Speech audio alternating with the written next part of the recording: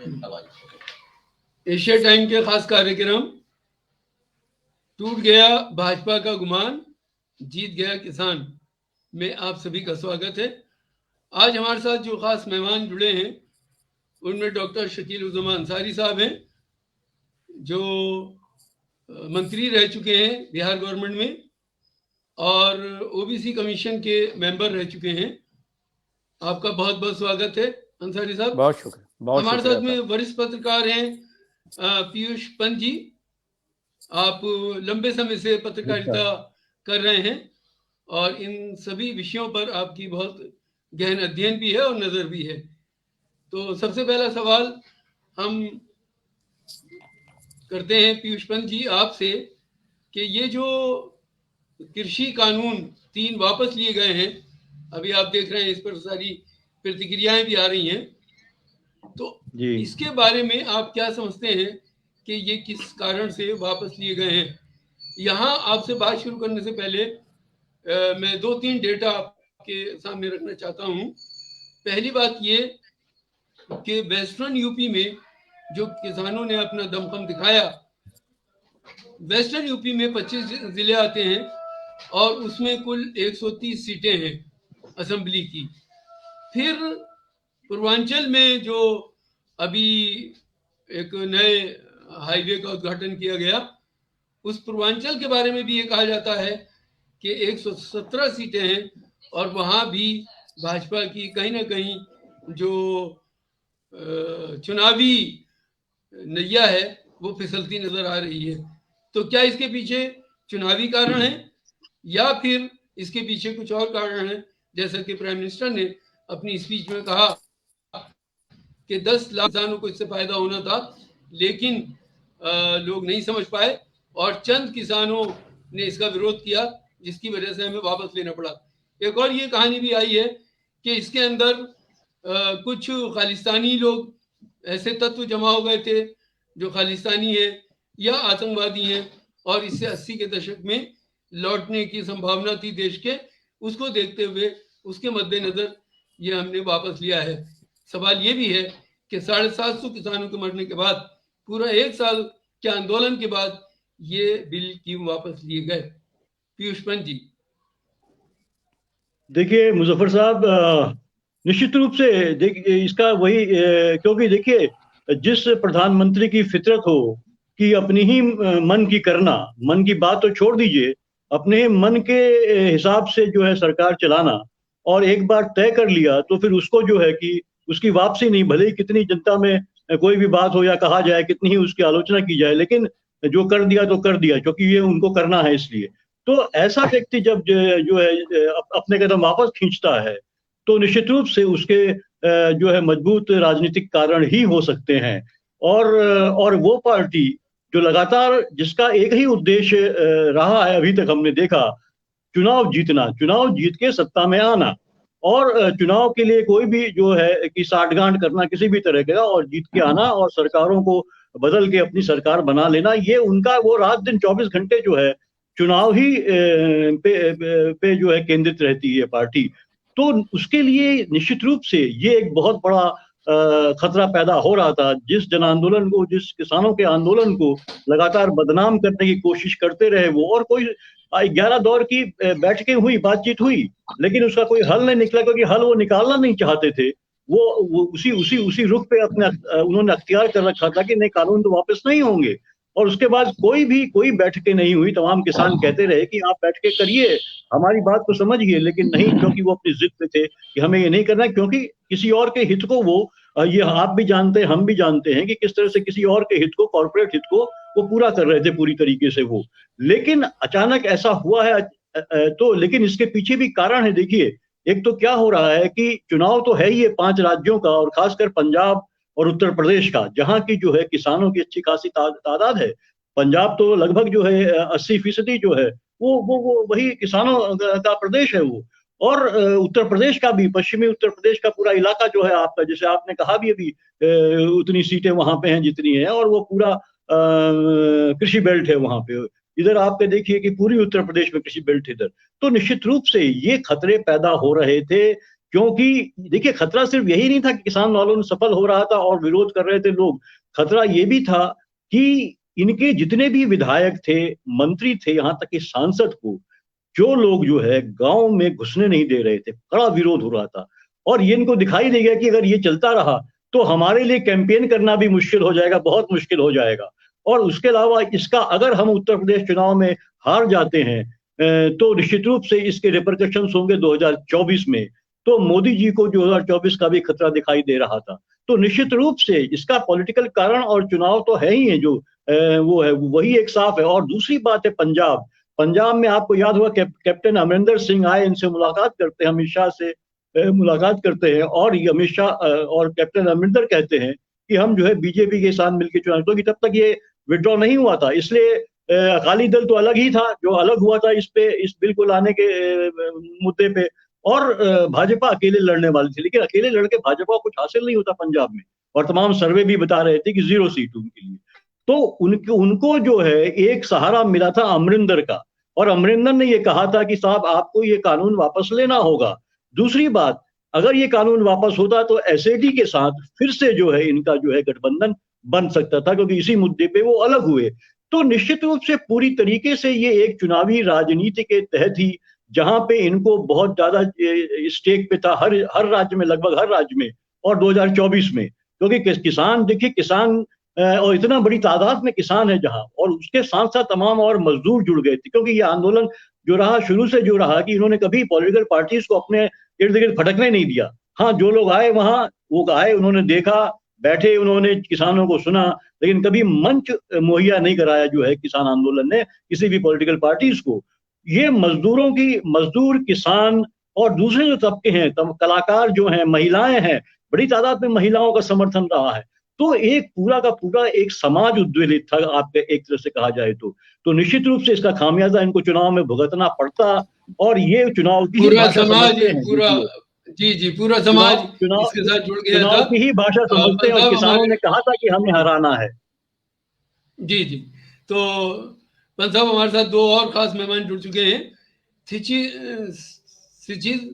सिचिज क्या है, सितिज के पार हमारे असलम कोरा साहब हैं, जो आप उस मैगजीन के एडिटर हैं, और प्रदीप कुमार माथुर साहब जो वरिष्ठ पत्रकार और आईआईएमसी में प्रोफेसर रह चुके हैं, आप हमारे साथ जुड़ चुके हैं। आप दोनों मेहमानों का भी बहुत बहुत स्वागत है। इससे पहले कि मैं अगले अपने पार्टिसिपेंट्स के पास में जाऊं, मैं आप दोनों लोगों का स्वागत करता हूं।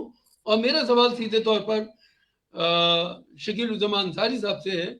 शकील साहब, आप किस नज़र से देखते हैं इस बिल को वापस लेना, और क्या ये जो आंदोलन था वो यहीं थम जाएगा या इससे कुछ आगे भी बढ़ेगा? सबसे पहले तो एशिया टाइम्स और मुजफ्फर गजाली साहब, आपको बहुत शुक्रिया कि आपने हम लोगों को शामिल किया, खुसूसी तौर पे मुझे इस डिबेट में। क्योंकि अभी जो मीडिया जो है, मोदी के प्रभाव वाली मीडिया, वो तो कुछ और ही बात कह रहे हैं। अगर टीवी उठाइए तो लगता है कि वो दो चीज बताने में लगी है, और निश्चित रूप से वो सरकार की तरफ से फीडबैक है जो बताना चाहती है। एक तो बहुत बड़ा त्याग किया मोदी जी ने, ये कर दिया। दूसरे बताते कि बहुत बेवकूफ लोग हैं जो अभी भी नहीं समझ पा रहे हैं। यानी किसानों को ये बेवकूफ, कभी कहा जाता है विदेशी शक्ति से मिले हुए, कभी खालिस्तानी, कभी इनको पैर हाथ तोड़ देने की धमकी, उसके बाद इनको ट्रैक्टर से, इनको गाड़ी से रौंद दिया गया। ये सारी चीजें इस तरह से कर रहे हैं जिस तरह से ये आप पहले ही देखिए। अब इनको लगता है कि अगर किसान के लिए ये बिल जो लाए थे, ये 3 बिल, अगर देश हित में, किसान के हित में था, और सबसे बड़ी राष्ट्रवादी ये पार्टी है, तो जब ये खुद कह रहे हैं कि बड़ा तबका किसानों को मान रहा था, चंद लोग इसकी मुखालफत कर रहे थे, तो चंद लोगों के से ये डर क्यों गए? सबसे बड़ा प्रश्न ये है कि चंद लोगों की बातों पर ये क्यों विड्रॉ कर लिया बिल? ये तो राष्ट्र हित की बात नहीं है, ये तो राष्ट्र विरोध की बात है कि आप चंद लोगों से डर जाइए, और वो लोगों से जो विदेशियों के एजेंट हैं, जिनको आप पहले कह चुके हैं। और आपने अभी ही बताया था कि एक और पब्लिसिटी चल रही है कि वो खालिस्तानी और ये और वो। जो अगर खालिस्तानी ये हमारे किसान भाई हैं तो सबसे बड़ी शर्म की बात है इस सरकार की कि 1 साल से जो लोग हमारे अपने हैं सब दिन और रात आंदोलन कर रहे हैं, ओपन छत उनकी नहीं है, ओपन आसमान की छत के नीचे वो आंदोलन कर रहे हैं, अपनी बातों को रख रहे हैं, आप उनको विदेशी कह रहे हैं, एजेंट कह रहे हैं। और अगर फर्ज किया हम मान लिया कि ये लोग खालिस्तानी थे, ये लोग विदेशी एजेंट थे, तो इनकी बातों को आप क्यों मान लिया? कल आप पाकिस्तान की, चीन की, सबकी बातों को मान लेंगे तो हमारी सरकार तो बहुत खतरे वाली ये सरकार हो गई। राष्ट्रवाद के नाम पर ये तो सारे लोगों से गिरेगी। अब आप हम दूसरी बात पर आते हैं कि ये अगर किसान बिल जो ये कह रहे हैं, जो चंद लोगों को समझ में नहीं आई और जिनको वो कह रहे हैं, हम पूछते हैं ये वैसा ही है जिस तरह से नोटबंदी इन्होंने 50 दिनों के बाद हमको बुला लीजिएगा और फांसी पे चढ़ा दीजिएगा सड़कों पर। नोटबंदी के 50 दिनों में जो फायदे होंगे आपने देखा, नोटबंदी से क्या फायदे हुए। और सोने पर सुहागा ये हो गया, जीएसटी ये ले आए। जीएसटी और नोटबंदी के बाद हमारी इकोनॉमी कंप्लीट बैठ गई और जो मिडिल सोसाइटी, जो गरीब, जो छोटे दुकानदार, जो छोटे लोग छोटी छोटी इंडस्ट्री में काम कर रहे थे, वो हिंदुस्तान जो सबसे ज्यादा ग्रोथ देती थी, जिस तरह से किसानी सबसे ज्यादा ग्रोथ हमारे जीडीपी का हिस्सा बनती है, अभी भी कोरोना में जब सब सेक्टर फेल कर गए तो किसानी से ही। तो ये क्या है, ये सरकार क्या है? ये सरकार चंद अपने दोस्तों के लिए ये सरकार में है। ये चाय वाले का बेटा जो 10 लाख की सूट पहनता है और अपने लिए महल 1500 करोड़ रुपए का बनवा रहा है और 700 करोड़ की अपने लिए फ्लाइट खरीद के रखा है, वो किसान का बच्चा, वो मालूम नहीं कि इस देश में लोग भूख मर रहे हैं, इस देश में इकोनॉमी कैसी हालत खराब हो गई। इस वक्त लोगों को पंप करने की जरूरत थी, मदद करने की जरूरत थी, तो उस वक्त आप विस्ता बना रहे हैं, आप फ्लाइट खरीद रहे हैं और तमाम करप्शन जो आप कर रहे हैं उनको आप उजागर नहीं, कोई जांच नहीं करना चाहते हैं। अपने अपने लोगों को आप बैठाल दिया। आप देखिए ईडी और के डायरेक्टर और हम इसको बस एक मिनट में मैं एंड किया अपनी बात को। ईडी और इसके डायरेक्टर को जब उन्होंने 5 साल का एक्सटेंशन दिया ये ऑर्डिनेंस लाके, तो अगर आप किसानों के हित में इतनी बड़ी थी तो अभी तो 1 हफ्ते के बाद आपकी पार्लियामेंट खुलने वाली है, आप ऑर्डिनेंस ले आते और कह देते। आपने सिर्फ अभी ऐलान किया है कि हम पार्लियामेंट में ये विड्रॉ करेंगे। तो ये सरकार जो है किसान विरोधी, जन विरोधी, और आपने पहले ही डिबेट में कहा, अब अगली बार मौका मिलेगा तो बताएंगे कि ये इलेक्शन में ये घबरा गए हैं कि अब ये चुनाव नहीं जीत सकते हैं, इसलिए ये सरेंडर कर रहे हैं।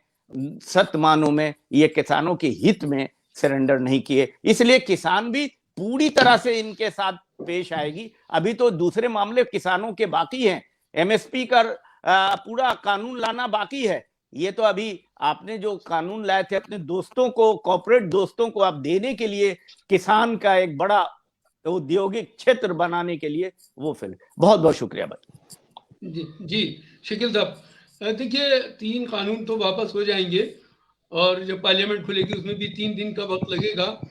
और टिकैत ने ये बात साफ कर दी है कि जब तक पार्लियामेंट में ये कानून वापस नहीं होते तब तक हम यहाँ से हिलने वाले नहीं हैं।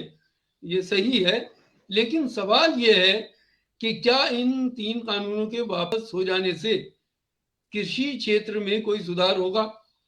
जैसे कि शकील साहब आपने भी बताया कि कोरोना काल में जब पूरी इकोनॉमी हमारी ध्वस्त थी, उस वक्त अगर जीडीपी में कोई ग्रोथ किसी सेक्टर ने दी तो वो कृषि क्षेत्र ने दी और सारे क्षेत्र जो हैं वो बैठ चुके थे।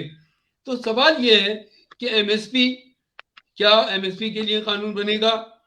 सवाल ये है कि जोत धीरे धीरे कम होती जा रही है, 1 हेक्टेयर से भी कम खेती करने वालों की तादाद ज्यादा है हमारे देश में। क्या जो खेती है वो प्रॉफिटेबल हो पाएगी या नहीं हो पाएगी? सरकार उसके लिए क्या करेगी? हमारे साथ में पंतनगर यूनिवर्सिटी से जुड़े हैं असलम कोहरा साहब। इन तमाम सवालों के साथ मैं असलम कोहरा साहब से गुजारिश करता हूं कि वो इस बारे में उनकी क्या राय है वो बताएं। शुक्रिया गजाली जी, आवाज आ रही है? जी जी जी आवाज आ रही है सर? जी आ हाँ रही जी है हाँ, आ आवाज? रही है, आप बोलते रहिए जी। हाँ, देखिए थोड़ा जी जी, सभी को आभार व्यक्त करता हूँ, सभी को प्रणाम है। बहुत अच्छा आपने एक सब्जेक्ट भी चुना हुआ है, मौजू भी है और करंट भी है। और करंट क्या महत्वपूर्ण भी इसलिए है क्योंकि हम सब लोग खाना खाते हैं, और खाना जो उपजाता है वही भिखारी बन जाए तो सवाल तो खड़े होंगे ही, और वो सवाल खड़े हो रहे हैं। थोड़ा सा इसको पहले से हम देखेंगे, थोड़ा अगर आप डाटा इसका देखें तो खेती जब से इंडस्ट्रियलाइजेशन का एक शब्द आया देश में, और इंडस्ट्रियलाइजेशन का जब शब्द आया उस शब्द ने इस खेती का नाश लगाया। यानी कि जो जी शुरू में जब देश आजाद हुआ उस वक्त खेती में जो जीडीपी में योगदान था वो 55% था, और आज उस जीडीपी में खेती का योगदान 15%, 12%, 11% तक आ गया।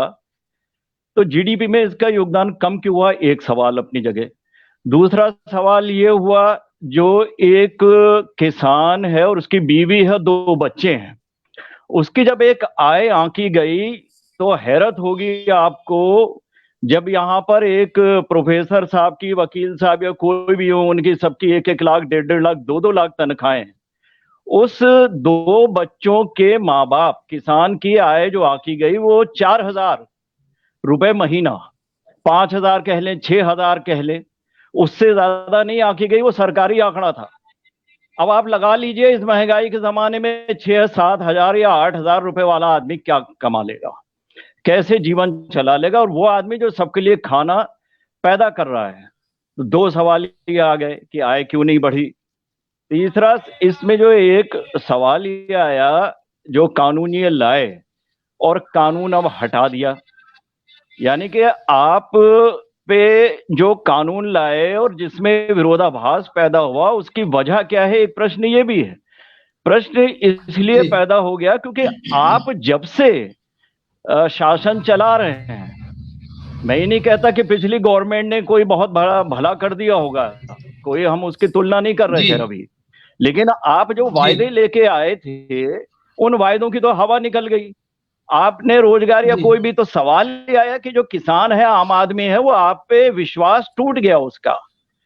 आप कानून लाए, भले ही उनके लिए भले के लिए लाए, लेकिन आप उनकी जो क्रेडिबिलिटी है, जो आपके 2012-13 का मुझे समय याद आता है, जो एक ऐसा महिमा मंडन करके एक बहुत ही विराट व्यक्तित्व की तरह आपको शामिल किया गया, और आपने ऐसे ऐसे वायदे कर लिए, मैं तो हैरत हो गया कि कम से कम कुछ तो आकलन कर ले आदमी, कि 2 करोड़ नौकरी हर साल। अरे यार, नहीं कर पा रहे हो तो मत कहो, गोलमोल कह दो, इतना तो स्ट्रेटेजी समझ लो। इतनी भी नहीं समझ में आ रही क्या कि 2 करोड़ नौकरी ये कर देंगे, वो कर देंगे, यानी क्या क्या कर देंगे इस तरीके से। और आप उसके ये नहीं कि सस्टेन कर पाते, आप तो उसके रिवर्स में चले गए, यानी कि 2 करोड़ नौकरी छोड़ो, जी 2 करोड़ नौकरी चली जाने वाली स्थिति आ गई।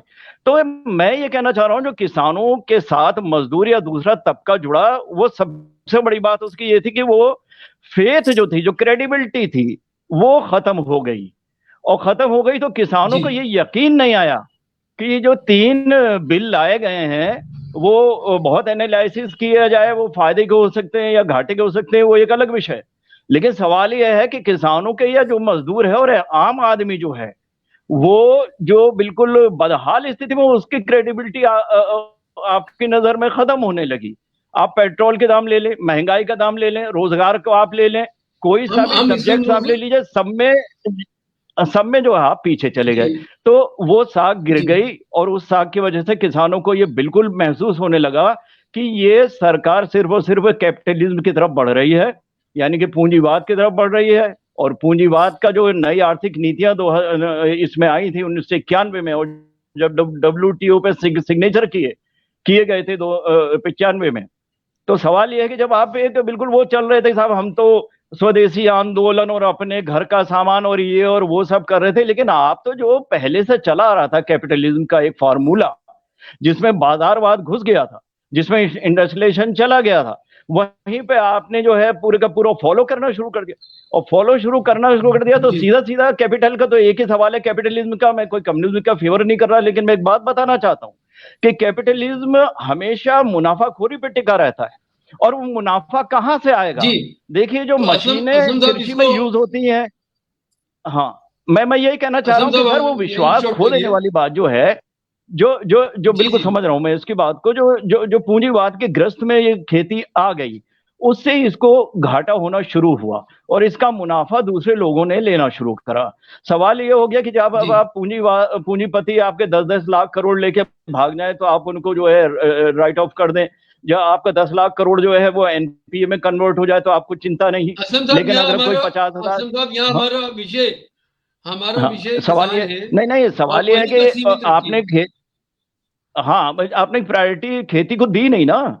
आपकी नियत जी कृषि को विकास में बढ़ाने वाली प्र- नियत रही नहीं। जी हाँ, प्रायोरिटी नहीं खेती दी। को अब ये प्रायोरिटी जो मिलनी चाहिए, लाए भी, ये ठीक है जो आपकी बात। वो नहीं और मैं मिली। इसी के साथ में प्रदीप जी के हाँ, हाँ, पास चलूंगा।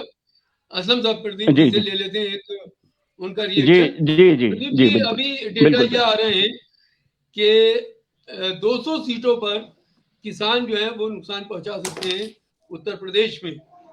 तो मेरा सवाल ये है कि ये जो 3 कानून वापस लिए गए हैं, ये सरकार ने उत्तर प्रदेश और दूसरी रियासतों में होने वाले इलेक्शन को मद्देनजर रखते हुए वापस लिए हैं, या जो प्रोपेगेंडा किया जा रहा है उसकी कोई सच्चाई है?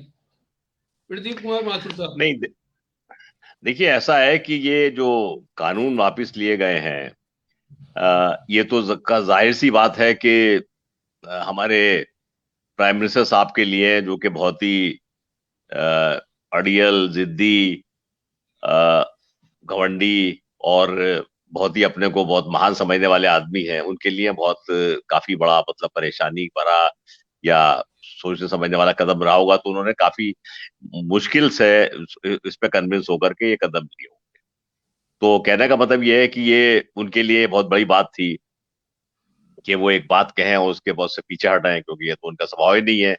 डेमोक्रेटिक टेम्परामेंट तो है नहीं उनका, तो पूरा अथॉरिटेरियन टेम्परामेंट है। तो उनके लिए तो ये बहुत बड़ी बात थी सब है। तो मैं समझता हूँ कि इसके लिए इलेक्शन तो है ही जिम्मेदार उनके डिसीजन के लिए, लेकिन और भी तमाम फैक्टर्स रहे होंगे इलेक्शन के एडिशन में भी फैक्टर रहे होंगे। जैसे एक फैक्टर तो ये है कि जो बात हम लोग नहीं समझ रहे हैं यहाँ पर, ये किसानों के एजिटेशन की वजह से और जो पूरी एटीट्यूड रही है गवर्नमेंट की, इसकी वजह से जो कनाडा और अमेरिका जैसे देश है, वहां पर इंडिया की इमेज बहुत गिरी है। और इस इमेज का जो है, कम से कम इस गवर्नमेंट को तो बहुत ज्यादा सेंसिटिव इस बारे में, मतलब पंजाब के तमाम किसानों के रिश्तेदार लोग जो है कनाडा में और अमेरिका में बहुत बड़ी पोजीशंस पे हैं। और वो लोग जो है इसके बारे में वहां पर, अगर आपने देखा, डेमोन्स्ट्रेशन करते रहे हैं कि ये फॉर्मूलाज वापस हों सब। साथ साथ ये भी बात है कि जो बाहर लोग हैं तमाम, इसमें तमाम लोग जो है बीजेपी के दोस्त रहे हैं और बीजेपी के जो ऑर्गेनाइजेशन उनकी फंडिंग भी करते रहे हैं। और शायद आपको अंदाज होगा कि बीएचपी वगैरह की जो फंडिंग है, बहुत कुछ वहां से आती है। तो मुझे लगता है वहां का भी प्रेशर रहा होगा सब है, ये बहुत बड़ी बात रही होगी। और मुझे लगता है कि जो हमारे मोदी साहब के जो कॉर्पोरेट फ्रेंड्स हैं, जिनके के कहने पे और जिनकी के इंटरेस्ट को आगे बढ़ाने के लिए मोदी साहब ने ये कदम उठाया इतनी जल्दी में, किसान बिल अच्छे थे, उनका क्या फायदा था, एग्रीकल्चर में किस रिफॉर्म की जरूरत है, बिल उसको कितना फायदा पहुंचाते कितना ना पहुंचाते, ये बात जो है एक लंबे डिबेट के बाद आनी चाहिए थी।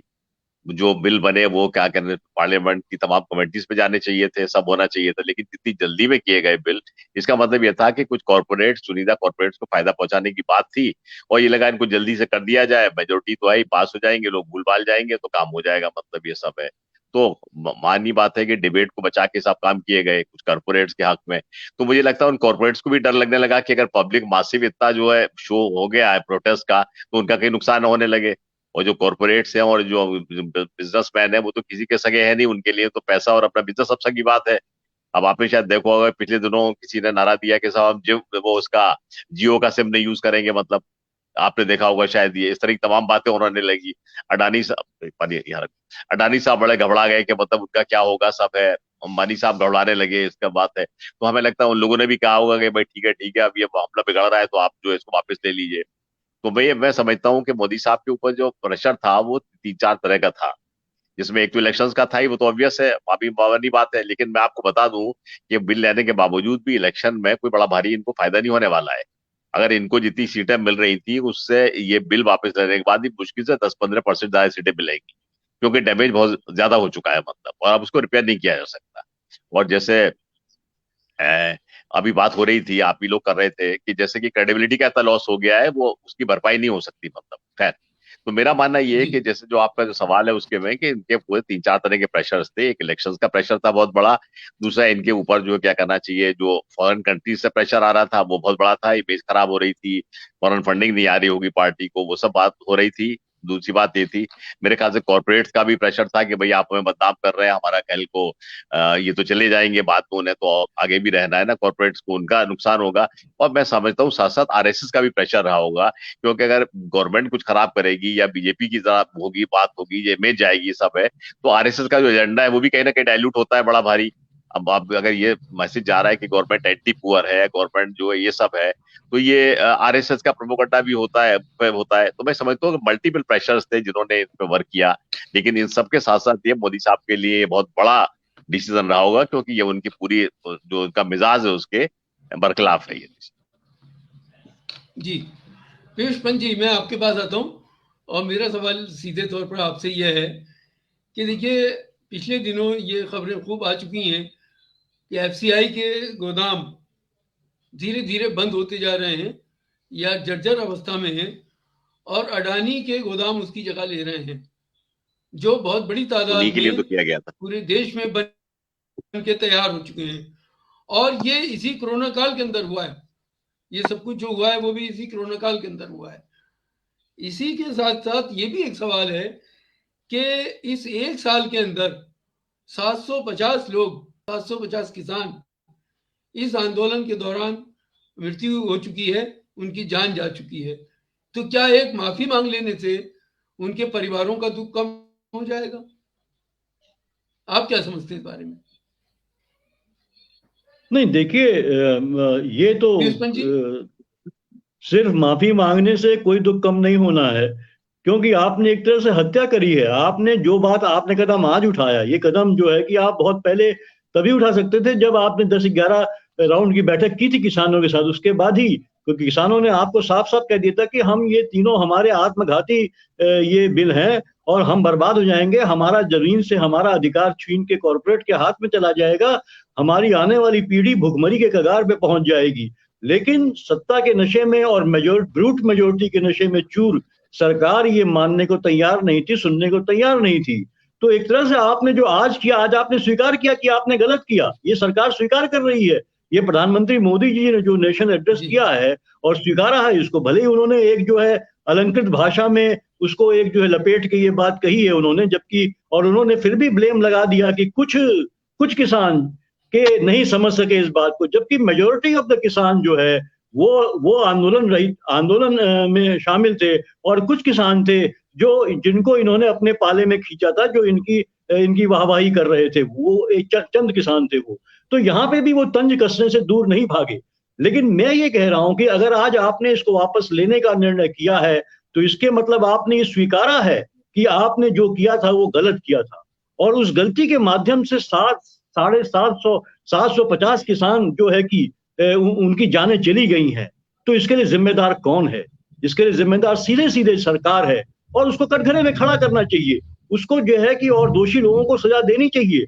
और जो है कि आप पूरी तरीके से इन किसानों के परिवारों के लिए, उनके भविष्य के लिए कुछ न कुछ जो है आपको कदम उठाने ही पड़ेंगे सरकार को। ये मुआवजा के अलावा जो बहुत बहुत कुछ करने की जरूरत है। और तमाम जो जिस तरह से लोगों को खालिस्तानी कह दिया गया, नक्सलाइट कह दिया गया, जो मनाया वो कह दिया गया, क्योंकि किसान, उनको लगा था किसान भी जो है, जो हिंदी पट्टी के जिस तरह के लोग हैं उनके प्रभाव क्षेत्र में, उस तरह से जो है किसान भी आ जाएंगे। लेकिन देखिए, किसान किसान होता है, वो अनाज पैदा कर रहा है, वो अपनी मेहनत कर रहा है, वो और उस मेहनत का जबकि उसको पूरा मिल नहीं रहा है। खासकर जो मेजोरिटी जो सेक्शन है किसानों का, जो 2-3 एकड़ की जमीन का स्वामी है, वो उसके लिए बड़ा मुश्किल होता है ये सब करना। और उसके लिए इनपुट्स इतने महंगे हो जाएंगे, उसको आप तरह तरह की बातें कह रहे हैं और आप उसको जो है कि इस तरह से, तो निश्चित रूप से आप देखिए कि ये जो हुआ है, तो सिर्फ माफी मांगने से काम नहीं चलेगा। आपको वो किसानों को जितनी भी मांगे हैं उस पर काम करना पड़ेगा। एक तो एमएसपी जो है कि उसके लिए कानून लाना बहुत जरूरी है, क्योंकि उससे एक जो हो जाए कि आपकी एक सर्टेन इनकम होगी, वो तय करेगी कि साहब कितने में उनका माल खरीदा जाए। ये अभी तो औने पौने दाव में जो कोई भी आके जो है व्यापारी खरीद लेता है, जिसके पास ज्यादा पैसा है, वो पूरा का पूरा माल उठाता है, सस्ते में खरीद लेता है। किसान अपनी फसल बर्बाद नहीं अफोर्ड नहीं कर सकता बर्बाद होना। इनपुट्स महंगे होते चले जा रहे हैं। एक तरफ आप कहते हैं कि साहब हमने एमएसपी बढ़ा दिया, दूसरी तरफ साहब यूरिया का, दूसरी खाद का, तमाम ट्रांसपोर्टेशन का, लगातार डीजल देखिए क्रॉस हो गया, 100 के आसपास चला गया, 100 के पार कर गया है। तो वो तो ट्रांसपोर्टेशन की कॉस्ट बढ़ी कि नहीं बढ़ी, मंडी तक ले जाने की कॉस्ट बढ़ी नहीं बढ़ी। तो ये तमाम चीजें हैं, इसको समझना होगा। दरअसल सरकार क्योंकि समझना नहीं चाहती है, वो अपनी जिद पे रहती है। और आपने कभी, जैसा ही हमने देखा था लैंड एक्विजिशन बिल के टाइम में 2015 में हुआ था, किसी से डिस्कशन नहीं, किसी से मशवरा नहीं, एक्सपर्ट से मशवरा नहीं। और आपने जो बात कही, निश्चित रूप से देखिए इस आंदोलन को किसानों के सस्टेन कैसे हुए फर्दर, इसको स्ट्रेंथ कैसे मिली कि लोगों ने देखा, जो ये आरोप किसान लगा रहे थे कि जो आपकी कॉन्स्पिरेसी है कि कॉर्पोरेट सेक्टर को सारा कुछ एग्रीकल्चर हैंडओवर करना, जब किसानों ने देखा कि ऑलरेडी अडानी के जो है, अंबानी अडानी के जो है वो जो है कि वहां पे जो स्टोर हाउसेस बन गए हैं ऑलरेडी, उसके बाद आप ये जो है ऑर्डिनेंस लेके आते हैं, तो सीधे सीधे वो ये इस्टेब्लिश करने में आसानी हुई किसानों को कि आपकी कॉन्स्पिरेसी है और आप जो है हमारे एग्रीकल्चर को, इस देश के एग्रीकल्चर को और लोगों की भूख का जो माध्यम है, जो भूख पूरा करने का जो माध्यम है कृषि जो है, अनाज जो है, उसको आप जो है कि ऐसे व्यापारियों को हैंडओवर करना चाहते हैं जो अपने जो है स्टोरेज में रख के उसको और मनमानी तरीके से दाम बढ़ा के जो है लोगों से लेंगे आगे चल के। तो ये साफ इसकी वजह से दिख गया। दरअसल मुझे लगता है ये सरकार थोड़ी सी जो है इमेच्योर भी है ये सरकार, मुझे लगता है ये अपने आप ही एक्सपोज खुद को कर देती है। और यही हुआ कि किसानों ने जो है कि वो इबादत पढ़ ली बुरी, और उनके आंदोलन को मजबूती मिली और वो सस्टेन कर पाए। और भी बहुत लोगों ने देखा कि हाँ, तमाम सोशल मीडिया में आपको याद होगा तमाम इस तरह की जो पत्रकार गए कवर करने, उन पे हमला किया, उस पत्रकार पे हमला किया गया, उसको घायल बुरी तरीके से कर दिया गया जिसने ये खबर निकाली थी। और किस तरह से जो है हरियाणा में वो उनका ऑलरेडी अडानी का जो है कि वो स्टोर हाउस बन चुका है ऑलरेडी। तो ये तमाम ये जो एक मिली भगत साफ थी जिसके तहत जो है ये एक्सपोजर हुआ है। और जो किसानों का जी, उसका ये कारण था कि यही जो एक्सपोजर इनका हुआ है उसने जो है और मजबूती प्रदान करी आंदोलन को, साथ साथ और जन समर्थन हासिल हुआ जिसकी वजह से इनको जो है कि ये आज जो है कदम वापस खींचने पड़े हैं।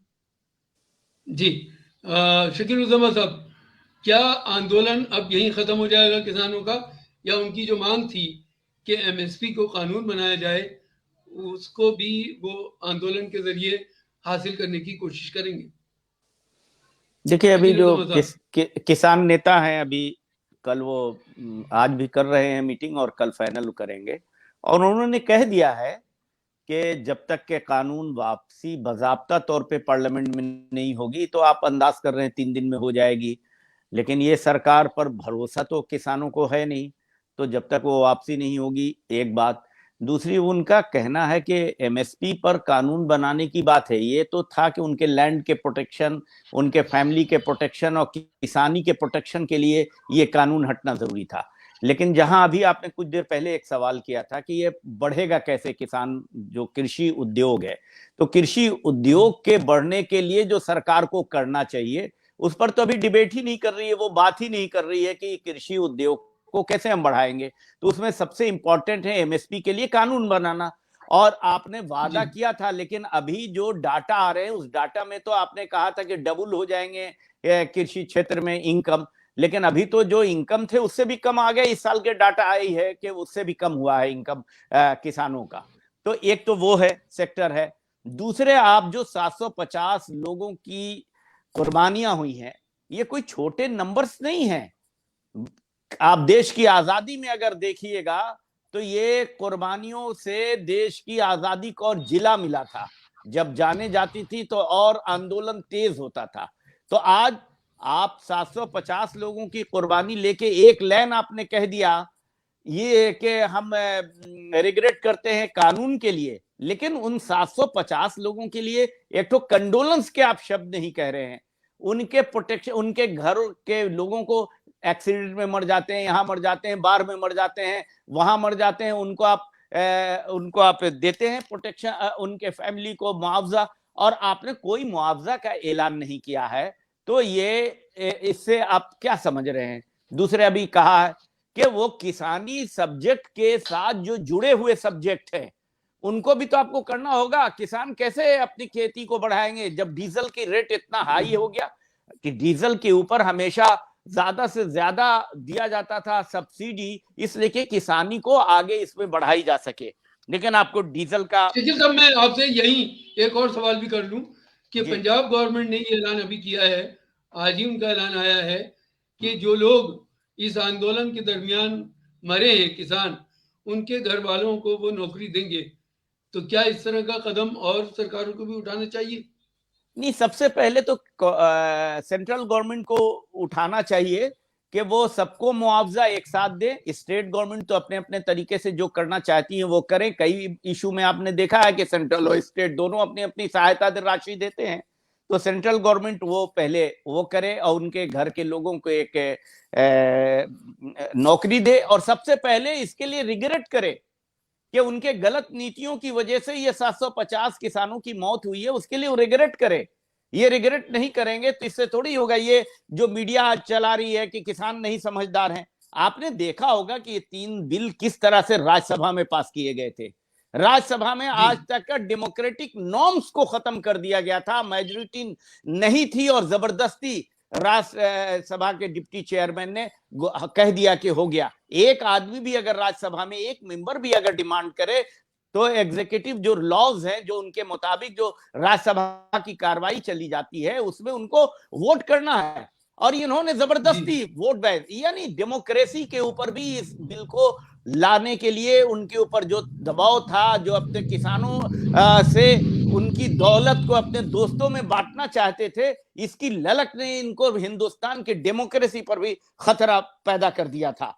तो आज सबसे पहले आपने देखा कि अमित शाह जी ने क्या कहा। अभी कुछ दिन पहले आपने देखा कि योगी के रास्ते से ही मोदी का रास्ता खुलता है, यानी योगी अगर हार जाएंगे तो मोदी भी हार जाएंगे। ये सिर्फ 2 दिन पहले ये बयान आया और ये सब फैसले हो रहे हैं। इसका मतलब ये है कि आप इलेक्शन के लिए कुछ भी कर सकते हैं। इलेक्शन के लिए आप अगर इलेक्शन नहीं आता, इनके पोजीशन इतनी खराब नहीं होती, किसान इतनी तरह अडिक्ट नहीं होते, तो आप कोई भी ये डेमोक्रेटिक कंट्री में कोई भी सत्याग्रह का माने मतलब को आपने बदल दिया है। सबसे बड़ी बात यह है कि आपको अगर लगा कि योगी हार जाएंगे तो मोदी भी हार जाएंगे। आपने नंबर पहले ही बताया 117 उधर ईस्टर्न जोन के और वेस्टर्न में तो किसानों के इनके बीजेपी, पंजाब में तो बीजेपी के एमएलए एमपी उनके कंस्टिट्यूएंसी में, अपनी कंस्टिट्यूएंसी में नहीं जा पा रहे हैं। ये बुरी हाल है। लेकिन हम समझते हैं कि किसान अभी कोई लैलीपॉप लेके आपकी बातों से आ जाएंगे, ऐसा नहीं लगता है। किसान का एक आंदोलन हिंदुस्तान के एक डिक्टेटरशिप में बढ़ता हुआ मुल्क को रोकने और डेमोक्रेटिक प्रोसेस में लाने का एक बड़ा काम किया है किसानों ने, और किसानों के साथ जितनी त्याग और कुर्बानी दी है, इसलिए किसान इस मुल्क के डेमोक्रेसी के लिए एक काम कर रहे हैं और वो ये करके रहेंगे। आपके लैलीपॉप से, इनके देने से वो कुछ नहीं होने वाला है। किसान कानून भी वापस होंगे और उनकी किसानी के लिए उनके जो भी एमएसपी हैं, दूसरे हैं, खाद हैं, और उनकी जितनी भी सहूलतें देने की है वो चीजें इनको देना पड़ेगा।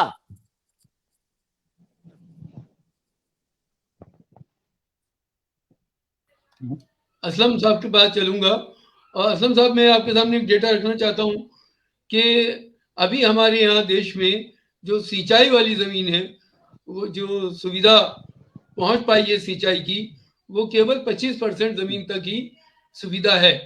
75% जमीन में कुछ जमीन ऐसी है जो किसान अपने बलबूते पर पानी मुहैया करता है। वो किसी भी तरीके से डीजल से रहट चलाकर और कई माध्यम है पानी के सिंचित करने के खेती को। तो आप क्या समझते हैं कि क्या ये सुविधा पूरे देश के किसानों को मिलनी चाहिए? क्या और सुविधा देश के किसानों को मिलनी चाहिए? और दूसरा सवाल ये है कि आपने वेस्टर्न यूपी में देखा कि वहां ये नारे लगे अल्लाह अकबर और हर हर महादेव। तो क्या ये सरकार उससे डर गई है और उसकी वजह से ये कि वापस लेना पड़ा है?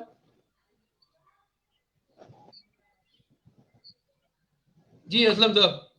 देखिए ऐसा है ना, जो डाटा जी है। असलम साहब। जी जी जी, ये क्या हो रहा है?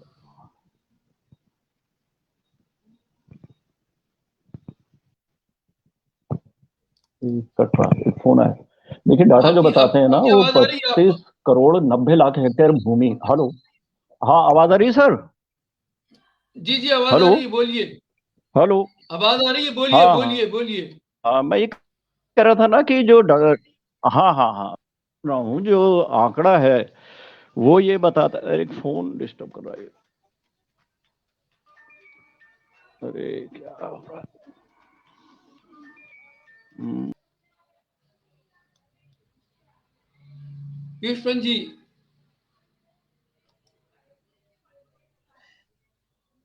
पीयूष जी आपसे ले लेते हैं इस सवाल का जवाब कि बताइए। हमारे देश में केवल 25% भूमि ऐसी है जहां सिंचाई की सुविधा है, तो बाकी 75% में कुछ भूमि ऐसी है जिसमें किसान अपने मीन्स से सिंचाई का प्रबंध करता है, जिसमें डीजल जलाता है, बैलों की सहायता से कुएं से पानी निकालता है, और मुख्तलिफ तरीके हैं।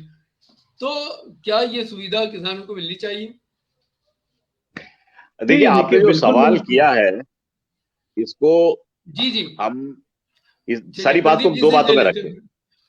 हैं। जी जी देखिए, एक तो ये है कि जो किसान आंदोलन और इससे जुड़ी हुई राजनीति है वो एक तरफ है, भारतीय कृषि की जी समस्या दूसरी तरफ है। जी हुआ क्या है कि इस तरह से जैसा हुआ है मामला, दोनों चीजें मिल गई है बहुत ज्यादा। जी मैंने एक समय करीब एग्रीकल्चर में 7 आर्टिकल्स लिखे, और उसमें जी सब जितनी भी चीजें उनमें अलग अलग चीजों को हैंडल किया। जैसे आप जो इरिगेशन जी की बात कर रहे हैं वो भी किया। इसमें कोई शक नहीं है कि हमारी यहाँ की एग्रीकल्चर जो है उसकी बहुत प्रॉब्लम्स है, और वो प्रॉब्लम्स को उनको एड्रेस करना है आपको, और उनको जी एड्रेस करना आसान नहीं है।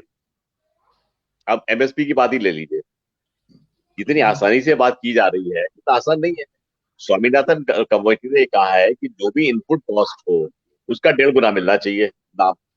अब जी वो 1.5 गुना जी जो मिलेगा आपका, वो वो किस आधार पे मिलेगा, क्या है, ये जो इनपुट कॉस्ट है अलग अलग हर जगह है, उस पर आपको वर्कआउट करना पड़ेगा।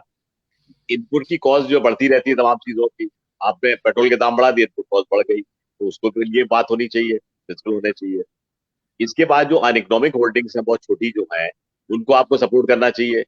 ये सब तो जी तमाम समस्याएं हैं, एक नहीं तमाम समस्या, और उनको आपके बारे में एक डिबेट होना चाहिए, जो कि क्या करना चाहिए, एग्रीकल्चर के इंटरेस्ट में हो। जो गवर्नमेंट ने किया उसने क्या किया, एक कॉर्पोरेट के इंटरेस्ट में, ये दिक्कत आई है मतलब। तो आप इसको पॉलिटिक्स से जी अलग करिए और एक वेस्टर्न इंटरेस्ट अलग करिए, तब हम कृषि की समस्याओं पे एक सार्थक बहस कर पाएंगे।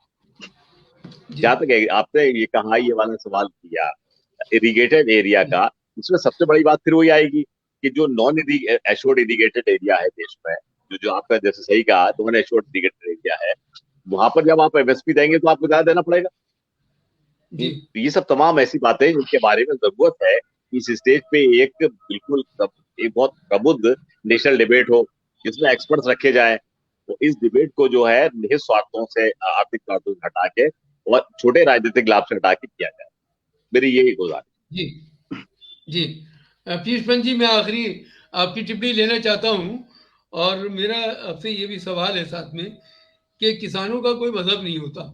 किसान किसान है, वो खेती करता है, वो अन्न उगाता है। और जिस तरह की वेस्टर्न यूपी में नारे लगे अल्लाह अकबर और हर हर महादेव के, क्या ये गवर्नमेंट या ये पार्टी जो पूरी की पूरी जिसकी राजनीति कम्युनलिज्म पर बेस करती है, क्या वो इससे घबरा गई है? देखिए पहले या कुछ आप जो पहला आपका सवाल जो पहला सवाल था उसके बारे में मैं ये भी कहना चाहूंगा कि धीरे धीरे जो है किसानों को मार्जिनलाइज करने की कोशिश की गई है, इनपुट कॉस्ट जी बढ़ाते हुए। आपको याद हुआ किस तरह से, खासकर सीड्स को लेके। देखिए जब से गैट पे सिग्नेचर किया हमने, और एक जो ग्लोबलाइजेशन के दौर में हमने कृषि, उसका उद्देश्य ही सिर्फ और सिर्फ है कि एग्रीकल्चर को धीरे धीरे एलिमिनेट करते चले जाओ, इंडस्ट्री को ज्यादा प्रोमिनेंस मिले, क्योंकि कॉर्पोरेट्स को उसी से फायदा होता है। या जी फिर जो है एग्रीकल्चर का कॉर्पोरेटाइजेशन किया जाए, जो मोदी जी बात करते हैं इकोनॉमिक जो एग्रीकल्चर रिफॉर्म की, उसमें सीधे सीधे जो है एग्रीकल्चर का कॉर्पोरेटाइजेशन जो है वो निहित है उसमें। और ये वर्ल्ड बैंक की पॉलिसीज है, ये गैट की पॉलिसीज हैं जिससे हमें बचना है। हम अभी तक बचते रहे हैं, लेकिन हमने मोदी राज में जो है धीरे धीरे देखा है कि बड़ी बड़ी बातें कहते हुए आपने किसानों के निहित बात करते हुए उनको आप 6,000 का जो आपने एक फंड दे दिया, साल में 6,000 क्या होता है उसके लिए, और उसके बदले आपने ऐसी पॉलिसीज ला रहे हैं कि उनकी जमीन तक छीनती चली जा रही है।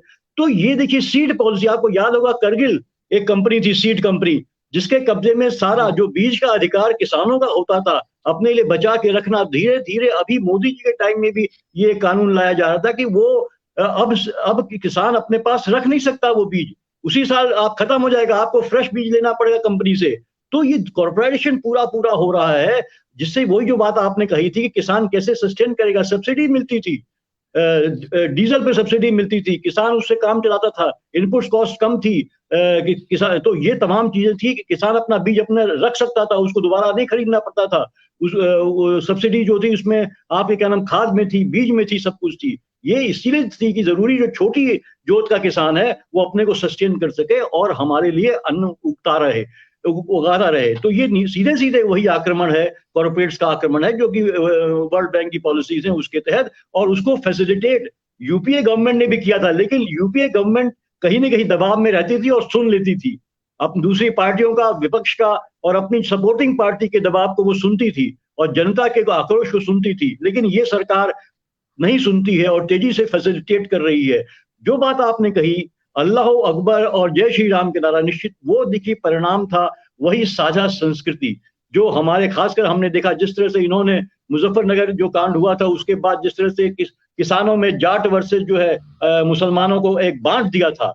किसान आंदोलन का एक बहुत बड़ा सकारात्मक पक्ष ये रहा, किसान की जो पंचायतें की गई लगातार पश्चिमी उत्तर प्रदेश में, पूर्वी उत्तर प्रदेश में, कि ये जो दूरी बन गई थी, जो बांटने का काम सत्ता वालों ने किया था, वो फिर से आपस में किसान के नाम पे, किसानी के नाम पे, अपने अधिकारों के नाम पे सब हिंदू मुसलमान एक हो रहे थे। वही साझी संस्कृति फिर से पैदा हो रही थी। और वो जो टिकैत ने जो नारा लगाया था वो बहुत मौजूद नारा था, क्योंकि वो वही दर्शाता था कि अब हम एक हैं, हम एकजुट हैं, चाहे हिंदू हो चाहे मुसलमान हो। और ये खतरा निश्चित रूप से इस सरकार को हो गया था कि ये जाट को आपस में बांट नहीं सकते, किसानों को बांट नहीं सकते हैं, और पश्चिम उत्तर प्रदेश में इनको खतरा दिखाई दे रहा था।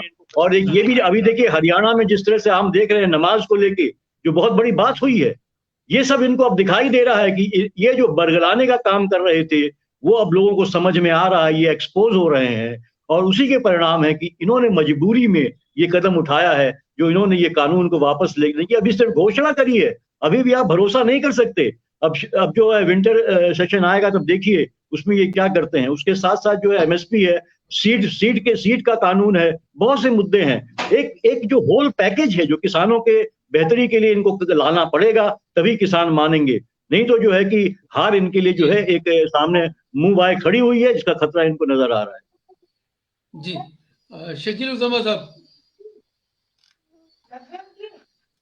मेरा आपसे आखिरी कमेंट चाहता हूँ इस पूरे डिबेट पर।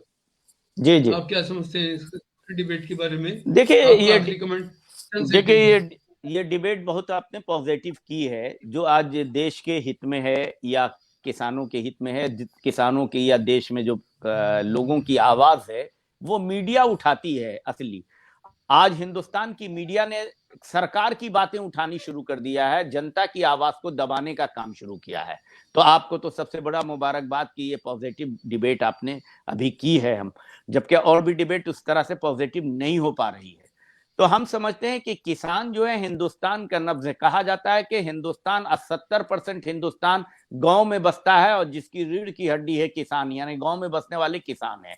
और किसान के बच्चे ही बढ़ते हैं, जो जवान भी होते हैं, जय जवान या जय किसान का नारा लगाया जाता है, या आईएएस भी हो रहे हैं, आईपीएस भी हो रहे हैं, हर सेक्टर में वही किसान है, वो किसान के फैमिली है।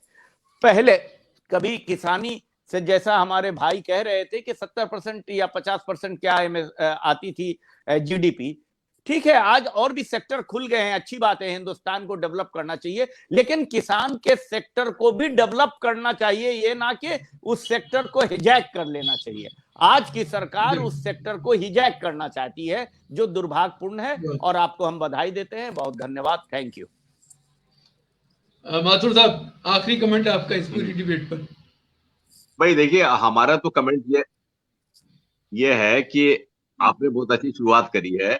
आप ऐसा करिए कि जो पूरा एग्रीकल्चर सेक्टर है, उसकी जो प्रॉब्लम्स है, इसके बारे में एक आप जो है पूरी एक सीरीज ऑफ डिबेट कराइए अपने, जो कि क्या करना चाहिए, एग्रीकल्चर की प्रॉब्लम पे बेस्ड हो। अ, देखिए, इस वक्त ये जो साहब लाए, सरकार जो बिल लाई, वो इन्होंने ये सब किया और जो एडिशन हुआ, इसकी अगर आप गहराई में जाए तो ये ऐसा काम इस तरह कर पाए कि लोगों को अवेयरनेस ही नहीं थी क्या समस्या है। वो जी तो जब एजिटेशन हुआ था समस्या समझ में आई। इससे पहले लग रहा था कि सब चीजें ठीक चल रही है एग्रीकल्चर में। तो हमें आवश्यकता ये है कि देश का जो प्रबुद्ध वर्ग है और जो आम जनता है, उसको हम एजुकेट करें कि एग्रीकल्चर की प्रॉब्लम्स क्या है, आप गरीब किसान की क्या हालत है, उसको कैसे ठीक किया जा सकता है, उसमें कैसे इन्वेस्टमेंट आएगा, कहाँ से आएगा, उसकी क्या प्रॉब्लम्स है, इनके बारे में एक अच्छा डिबेट हो। तब जाकर के ऐसा एक प्रबुद्ध जनपद बनेगा जो इस तरह के प्रपंचों के खिलाफ, जो कि इस तरह की सरकारें करती है कॉर्पोरेट के लिए, वो रोक पाएगा। मतलब तो मैं समझता हूँ इसमें आप पहल करें और अच्छे लोगों को जोड़ें, तो एग्रीकल्चर की प्रॉब्लम्स पे एक डिबेट करें और इसके बारे में आम जनता को। जी, बहुत बहुत शुक्रिया आप तमाम मेहमानों का। आपने बहुत कीमती अपनी राय दी और हम इस डिबेट में इस नतीजे पर पहुंचे कि कुछ इलेक्शन का डर और कुछ किसानों का दबाव और कुछ इंटरनेशनल दबाव, तीनों जब मिल गए तो ये बिल वापस हो गए। आगे उम्मीद करते हैं कि और देश के हित में बेहतर काम होंगे। बहुत बहुत शुक्रिया। चलिए, शुक्रिया, धन्यवाद, थैंक यू। Thank you.